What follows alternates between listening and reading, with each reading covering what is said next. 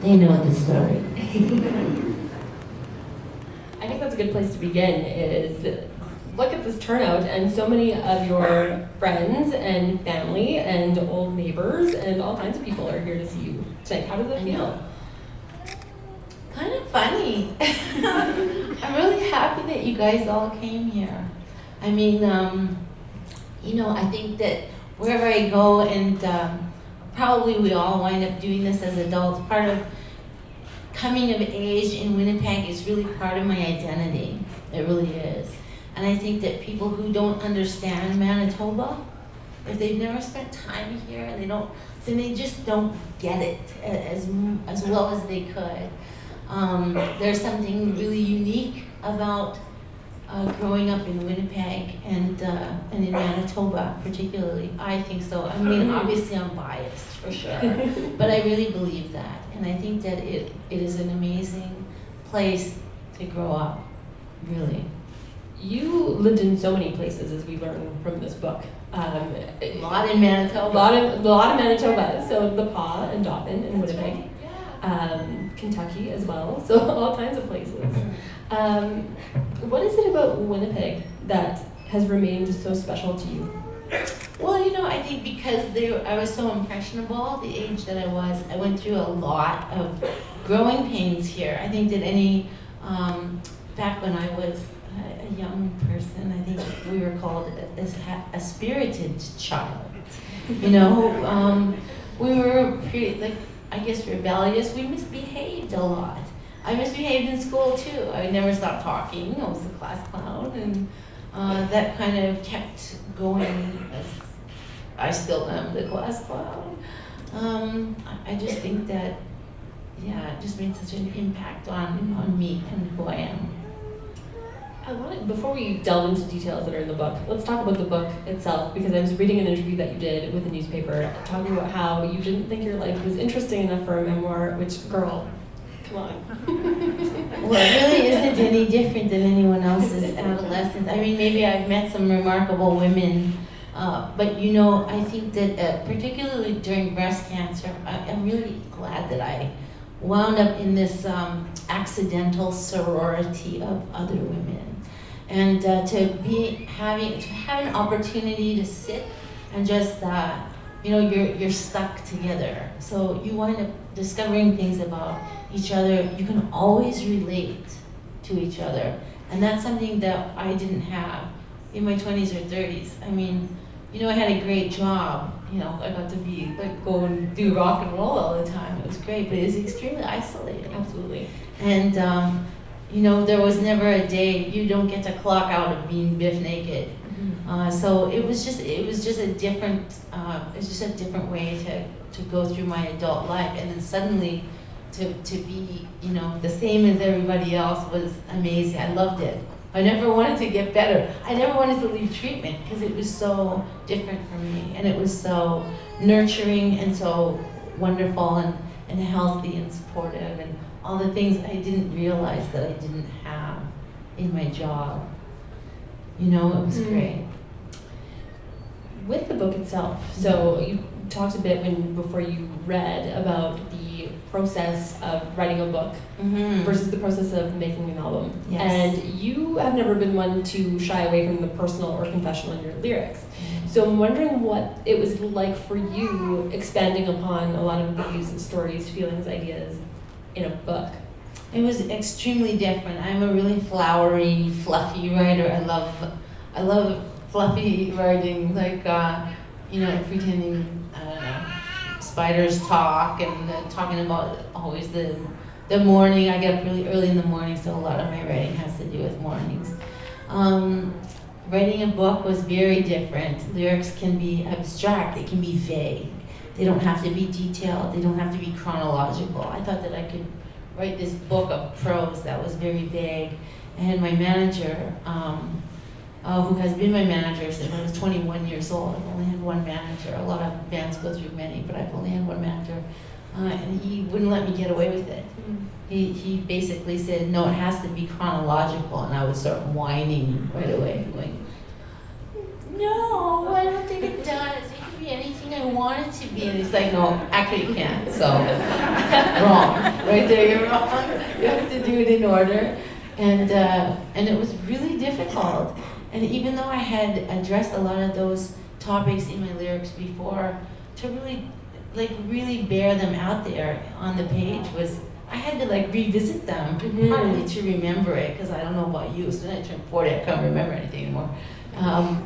And partly because, I had to do it. So even though I felt like I had been at peace with many of the, kind of more, I hate the word more traumatic events in my life. Having to revisit them meant I had to examine how I dealt with them all along. And then I realized that was I bullshit myself. I don't know if everybody else does that, but that's how I cope. And it's like denial in a way, but it's like you sugarcoat things. Well, Well, what I really appreciated in the book was how much insight you got into these stories. So they're great stories to tell, but the layer of insight that you added to them was also, I really appreciated it, because I think people are able to see themselves in stories like that too. Thank you, I hope so. I mean, that's the other thing too. I think that everyone has a story that's equally as remarkable. I mean, you can sit down with anybody and hear a detailed description of different milestone events in their lives, and it's incredible. People are incredible. The resilience that kids have is remarkable, and we carry that with us through our lives. It's really neat. You talked a bit this is related to the last question that I asked, but through revisiting some of the more traumatic events in the book. But it's also not a downer book. It's not it could have been written in a different way, but you also add so much humor to it too. So has the humor always been sort of a thing that you've gone to cope or to make things sort of easier? Is humor always a part of your life? Oh, sure. I think we all do. I think that humor, they say laughter is the best medicine, and it really is, but also, some of those events that I'm talking about are things that still happen today to adolescent girls. And part of minimizing things or making jokes about them today is really frowned upon. Things are extremely different today in the school systems. We didn't have a word. I mean, we knew what bullying was, but it's not how we framed everything. Now, there are resources for kids. Kids know that somebody that behaves that way to them, that it's wrong, and that they have a right to say that it's wrong. We didn't grow up like that. We had to just pick ourselves up off the playground and soldier on through school. So I think that in many ways, I think that probably dictated how I cope. What was my coping technique? What if I get in a dangerous situation? I knew darn well that, us adolescent girls were basically hypersexualized and hypersexualize each other. So what am I going to do? Oh, I'm going to start telling jokes and, being the class clown, just to make sure everyone knows that I'm not trying to act like that. It's almost overcompensating. But it would really suck, I think, to be a teenager today in the same situations. And I don't know how, I'm not a parent, but I don't know how you guys do it. I don't know how you do it. It's got to be very daunting because so much can go wrong. And even if many of the things that happened to me happen today, I can't say that I would ever survived or come out of it. Yeah, no, I do completely understand that too. It's much more, today is more sophisticated somehow. Well, and also, maybe I'm just old. Maybe that's what old. All the kids today. I don't know. Maybe that's what I'm saying. Every generation is the kids today. But it's even when I was in junior high and high school, the internet was not the thing that it was just sort of coming on the scene. Some people had it. You maybe had a computer at home, but not necessarily. Now it's a whole. Very interesting, world, right? Very interesting how it is. In many ways, it's great. It's a great resource. I don't know. There's, for example, many of the oncologists that I know and work with and talk to, they hate the internet because all of the patients are partly it's because they're empowered, but partly because all of the misinformation that is out there, just in general in life. People and then it snowballs. And now things snowball very quickly because they go viral. When did that start becoming a word? Like, or what? But it happens, and it's usually not informed. So always go to a book, reference book. You talked a bit about trying to decide what stories you were going to include in the book. Wanted to ask you about that, but as well as how much you were willing to reveal versus how much you sort of wanted to keep for yourself. Because it is quite a revealing book. So I'm wondering if there was if you struggled with that at all, or if it was easy to make that decision. The grown-ups had to make those decisions for me. They really did, and that is the truth. And that was always my way to working with record companies. I knew that, I couldn't get precious about, if I wrote a song about a knife-wielding satanic caterpillar, I can't get upset if the guy at Atlantic Records is like, Bif, we're not putting that song together. I can't go, I have to go, well, you are the person who knows what they're doing, and I'm just over here writing about the caterpillar. And I think that really helped me to work with an editor, and believe me, it's not, I think the hardest job in the world has to be being an editor. Plus I didn't know how to type. So I joke about it, but I wrote in all caps when I really wanted italics because I didn't know how to use them. I didn't know where they were. I didn't know where they were. So I wanted to emphasize something, and then I would write in all caps, and then I got an email from him, and my manager was CC, and he says, just so you understand, if that's shouting. I'm like, no, it's not. I'm not shouting. Like, people don't think that. And he's like, well, actually, it's just the etiquette. It was really hard. And also there was, I'm an oversharer, and there were a lot of things that were not possible to publish.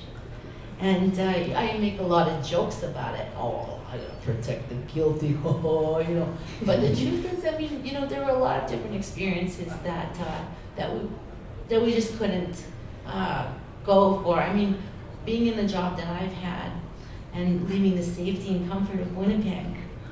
We've had a lot of different things over the years. We've dealt with a lot of different stalkers. There's been a lot of different things that have occurred. It's just not, we don't have that ability to talk about in a book. And yet. But there was lots of stuff that had to be cut out. But I was grateful to all of his insight and help, because they're the publisher, they know.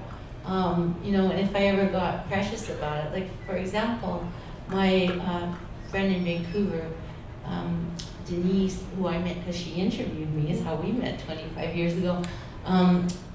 My dog and her dog were best friends. And so I thought it was a great story to talk about how we took the dogs in the car and drove around the park. And so Harvey Collins was like, no. So I had to not be precious about anything. I think this is a good segue into dogs, which I threatened on Twitter that we would be talking about, because you had a Maltese Poodle mix. I have a Maltese Shih Tzu mix, and adorable, just French kiss. They're just like, yeah. Don't worry, I will. Yeah. But it's not dirty. Their mouths are cleaner than ours. It's true. The chapters about Anastasia, your Bichon, and Nicholas, your Maltese mix, were the two that actually made me cry, because they were so I could beautiful. Just hear you talk about it, I'm gonna get clamped again. And actually, I have to credit Jim Gifford, because I didn't write Nicholas's death in my book. And it was my manager that said, oh no, don't let her get away with that. It's like, she practically breastfed that dog. You make her write that sad story. It's a really sad story. But it was fresh too, and I think I think that happens with all. See, I'm getting like this. Maybe it's menopause. Anyway, like, oh my God. And he finally died after a long time coming. He had no teeth anymore. He was blind. He couldn't hear anything. Slept like a baby. Thank God. He made it to 16. Yeah, he was a fantastic little guy. He stunk. His breath stunk so bad. But he had a puffer, like an asthma puffer, a flow vent, every morning. It was a hilarious dog. And I had to muzzle him because he was just a chronic ankle biter. He bit Jackie Chan. He bit Jackie Chan. I wanted to die. It's the Maltese. They're protective. Yeah, bastards. it was great. It was great. But the thing about, and I think because, and perhaps it's true, and there was actually a lady in my breast cancer chemo group who had this similar relationship with her dog, only it was a, as they call it, a duck taller. I always want to call it a turduck. It was like a duck taller. Is that a dog? It's a bigger dog. It's like not a big dog, or a medium dog. Anyway, she loved her dog, and she had 2 children that she adored and loved, and that were kind of teenagers, but they were grown. And I was like, well, I guess, I'm like that with my dogs because I don't have any children, so I guess that's just all I have. And she, of course, has children. And she looked at me and she goes, no, they're always better. Oh. But I think she was just trying to make me feel good. I wanted to talk to you. You talked a lot in this book about, obviously, music plays a big role in this book, clearly. Wanted to talk about you were coming up at a time where you were often the only woman in many situations, whether it was in the van or at a show or anywhere. What was it like sort of thinking about that time and comparing it to now? Have things changed, do you think, at all?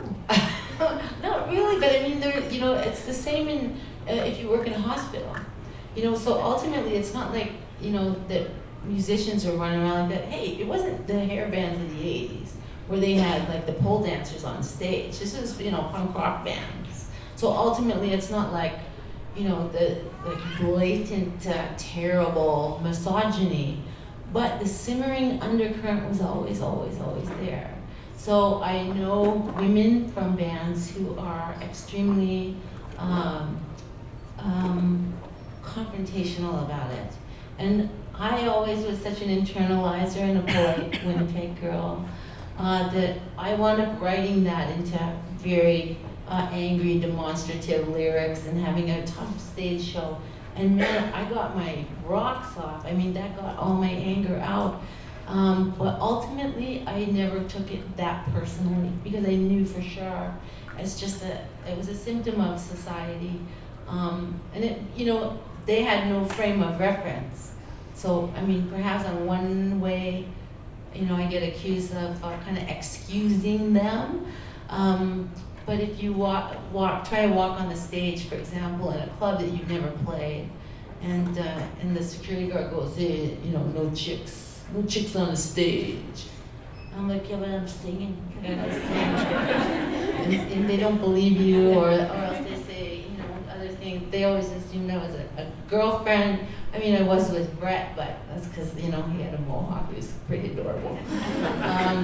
But they always assumed I was a groupie. They didn't ever think that I was a performer. And so eventually I figured if I worked hard enough and I was did a good show every time and never behaved in a way that would be misunderstood, then I would be exempt from their accusation, basically. And eventually it kind of worked.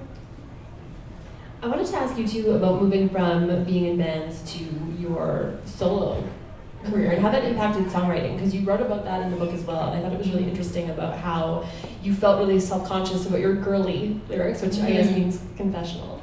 Yes. What was it like to go from that to being able to express yourself as fully as you were able to on your solo album? Well, it wasn't deliberate at all, and I've never played guitar. Ever. I mean, my mom had us girls in piano lessons when we were little, and that was great. But ultimately, we stopped doing that when we liked ballet more. And my parents bought me a Les Paul rip-off guitar. It's called an Epiphany, Epiphone. When I was 15, for my 15th birthday, and I was like, "Why did you get me that? I don't want anything to do with this. I'm a ballerina." I'm going to be an actress. I'm going to go to the Prairie Theater Exchange. So I have never played guitar. So I always rely on who I'm writing with. And to go into making a solo record with John at that time it was an experience I'd never had before. It was magical. And I still love collaborating with people. We still write on acoustic guitar, and I just love it. It's very freeing.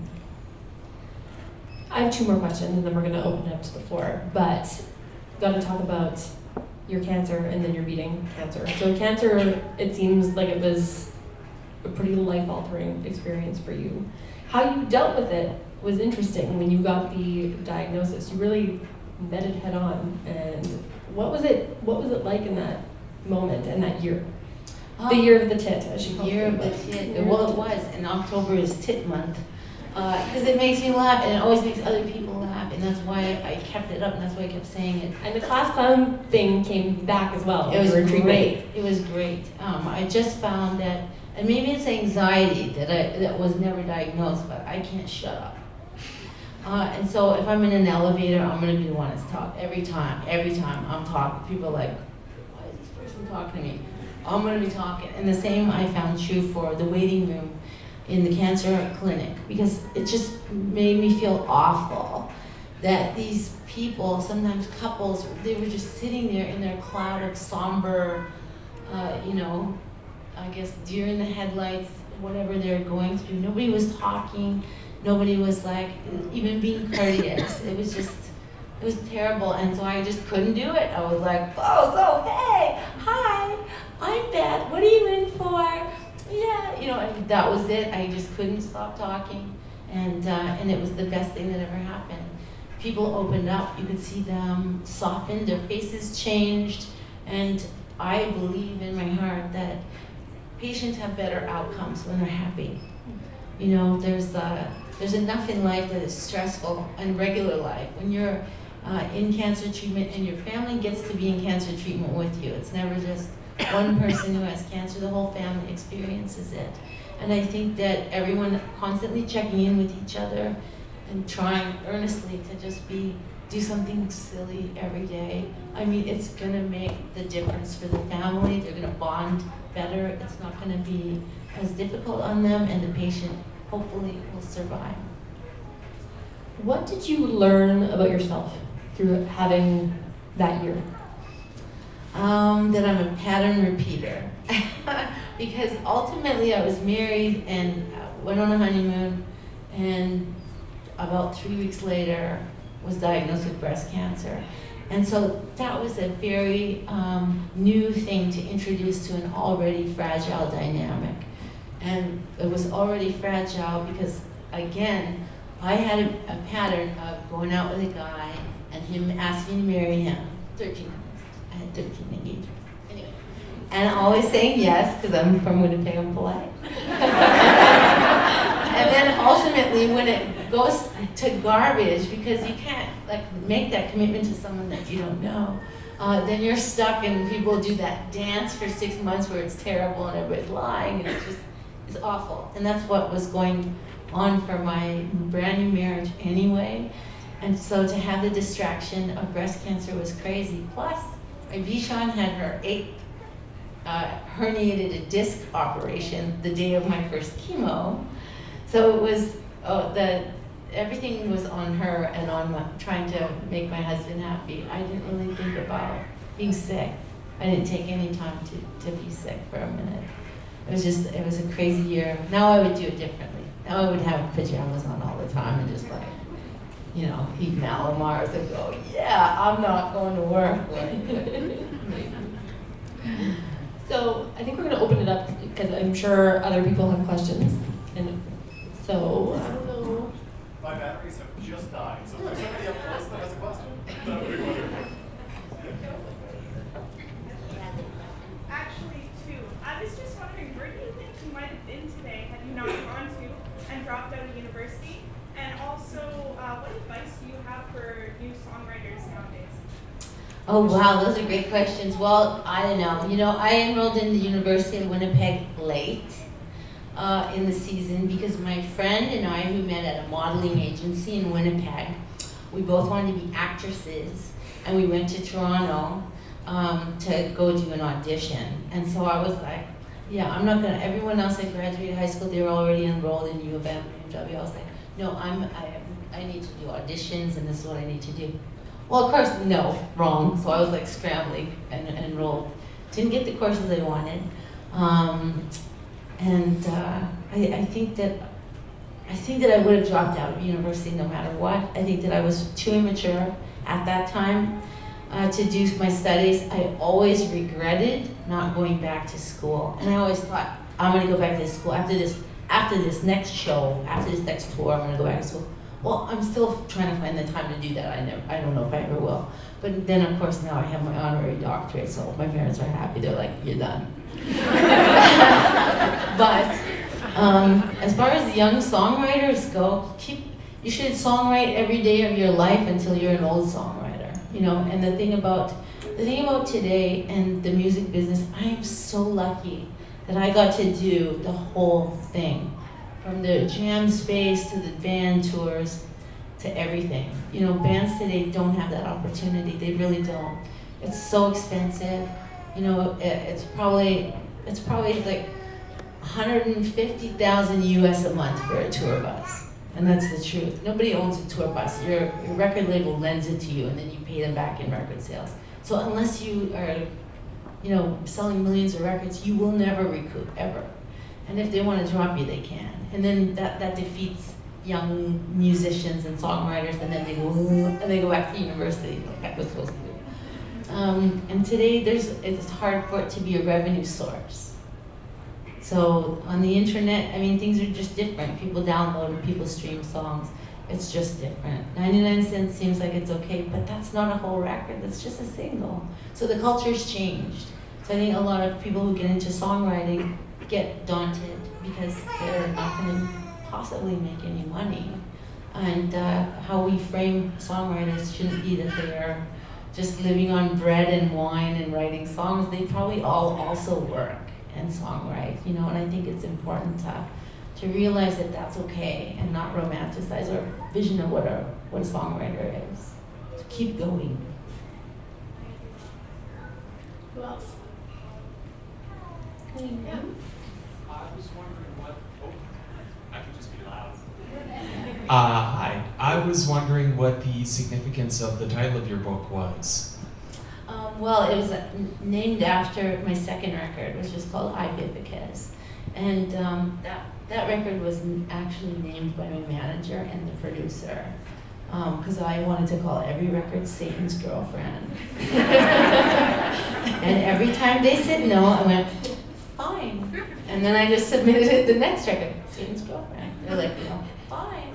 You know, I threw out. And then it became funny, but they actually titled it Bificus, because of course they had seen this movie, I, Claudius, and were making a joke about it. But the photograph that Carolina Turk took, we did a photo session for my acoustic record with this photo shoot, and it was just so regal, it couldn't be matched. So we wanted to use the same title again. It just seemed fitting. Any comments on Prince? Well, I mean, what can I say? You know, it's terrible. I don't know a girl my age that didn't cry yesterday. I don't. Oh, don't talk about it. Now I'm like, oh God. It's so sad, you know, in many ways, because when we lose, I'm gonna cry the whole time. When we lose our icons, and this year, I think it was Vice Canada had printed something and it said, "Dear 2016, you are fired."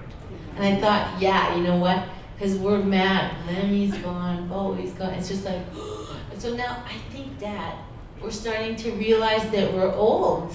or it's making us question our mortality, because these artists are so impactful for us.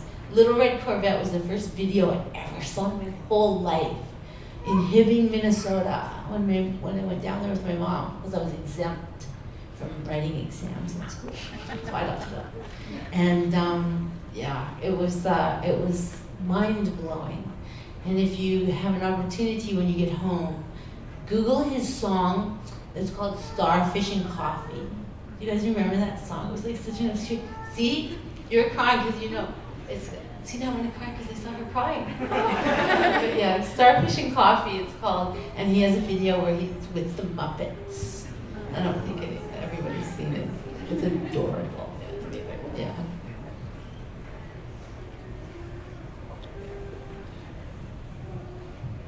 There were two things you said that I hear from my students all the time when I harass them to write their memoirs, and those were starting out feeling like you didn't have interesting things to write, and I didn't know there would have to be grammar in this. So I think my students would think it was really cool if I could give them some advice that's from you on getting past that point and realizing that the importance of your stories or whatever it is that gets you past that point. So what advice might you have for my kids? Well, I think that you can start before you write. I think everyone should do one page that's a tearaway that says, I am worthy, I am worthy, I am worthy. Because ultimately, I think that everyone walks around carrying with them these little rocks in their pockets. And most of them are these little self-worth weights. And we suck at self-worth. I mean, we suck at it, all of us, every single one of us, me, you, everybody. And so as much as we can think, well, I'm shy, or well, I don't want to say those things, or my story's not interesting, really the root, it's always about the root of what it is, and it's always about self-worthiness. So yes, you are worthy of sharing your story. Your stories are important, and they are worthy. And if you think you have no audience, it doesn't matter, because as long as you are getting something out of it, and whether it's the reflection in recollection or whatever it is, it's important to do, and it's doing it without you knowing it. You are gaining confidence, and you're starting to gain self-worth by writing those stories.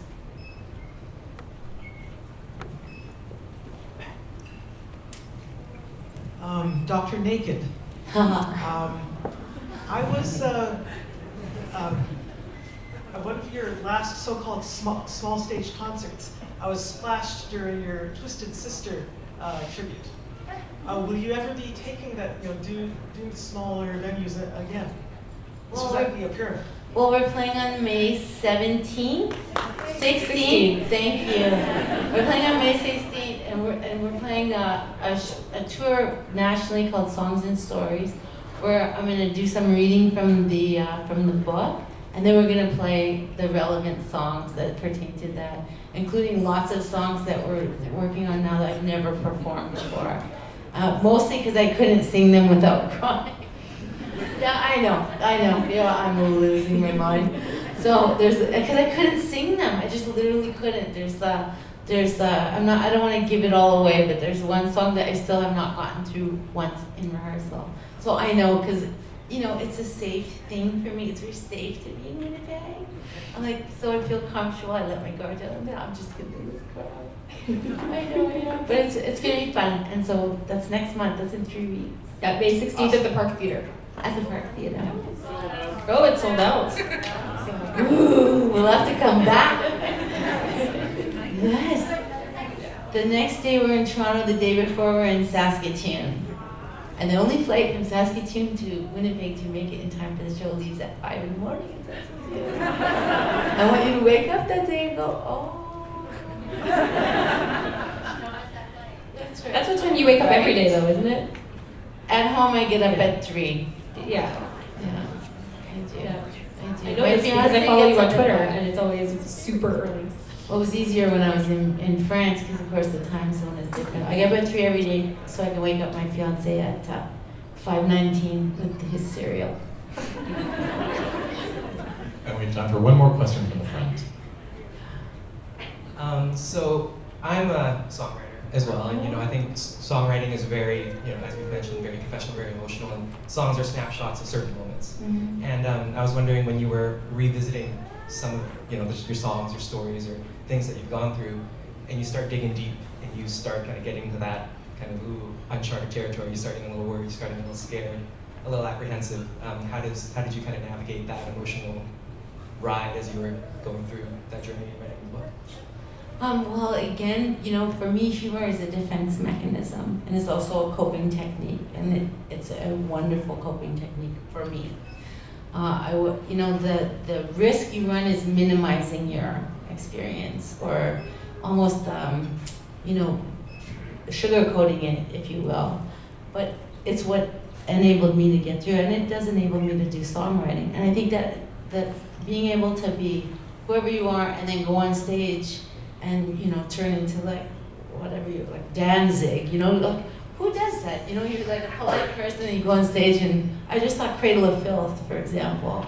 I don't know if you're aware of that band, Cradle of Filth, but they're quite lovely. But they're also lovely to speak with. When you talk to them, and they're, it's like, it's creepy. And they're very polite, and they're very lovely, lovely people. And they go on stage and it's like,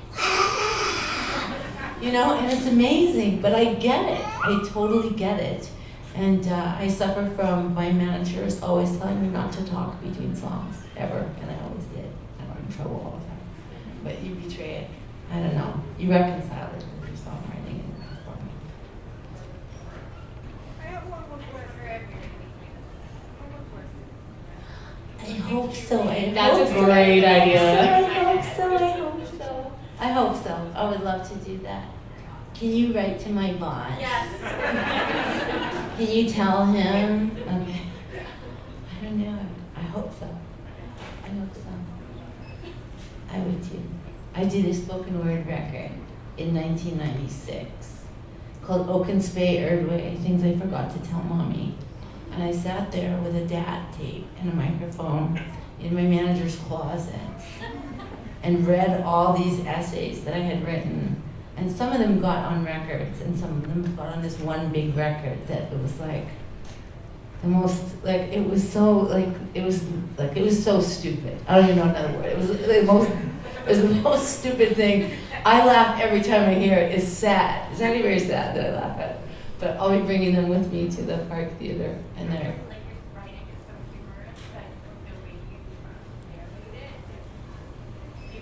Oh, good. Right, my Boston Dome. Is it Harper going? Okay. Thank you. Thank you so much again. Let's give her a hand.